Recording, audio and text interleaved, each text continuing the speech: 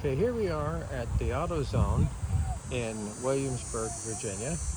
And the reason why we have stopped here is we have noticed that we are low on washer fluid.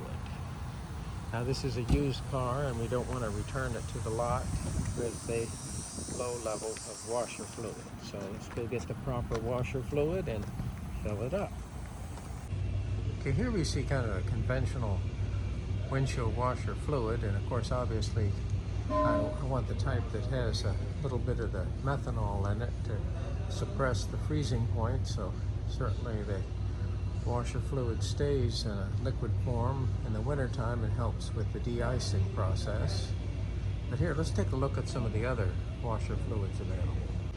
Okay, here we have the Extreme Rain-X negative 30 degrees Fahrenheit de-icer.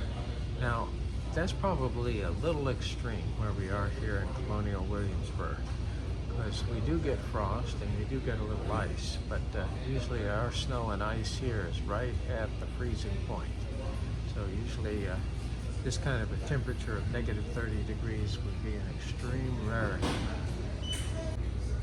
Now this might be a desirable washer fluid. Here it has solvent characteristics to help remove bug carcasses there from a windshield.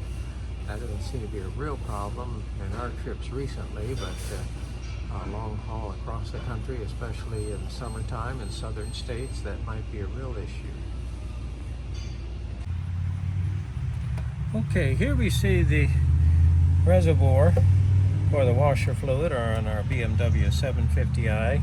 Now, actually what happens, that neck goes around to the washer bottle and it's kind of tucked there behind the fender liner. It's a good size washer bottle, and I would think if you were designing a vehicle that the capacity of the washer bottle reservoir should be at least 1 gallon. It's always a nuisance if I go to pour in the washer fluid, as I have to store the gallon of a partial container. So it'd be nice if it's 1 gallon. Well, here we are. We have poured in the contents of our washer, filled up our washer reservoir. Unfortunately, I did not use the whole gallon. I'm actually up full, so I got a little bit left. So I'll have to use a little bit here and then pour in the rest. Now, obviously, what is washer fluid? Primarily what it is purified water. And then what am I going to do? I can add some methyl alcohol to help depress the freezing point of the water. And the concentration is going to, of course, obviously be reflected at the freezing point. So here, this is, I guess, the lowest concentration available to me.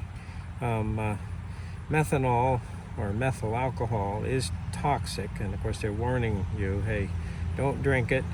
If you do, one of the things it does is your body metabolizes it to formic acid, and that's similar to the material in a bee sting, and it causes all kinds of internal organ failure and blindness. And sometimes a little bit of methanol or methyl alcohol is mixed with ethyl alcohol, which is grain alcohol. That's what you find in alcoholic beverages. So if you have some unscrupulous moonshiner or something that put a little methanol, that he's done, he's made his drink toxic.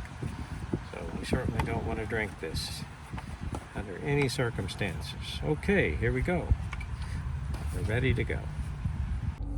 Okay, here we're testing our washers, and as you can see, I have a nice liberal flow of washer fluid. Now, it had what looked like pure water in it before, so as we flush out the water and get the washer fluid, I see the blue tint there to the washer fluid. Okay, I do have one stubborn bug spot on the window that's not coming off and needs a little help.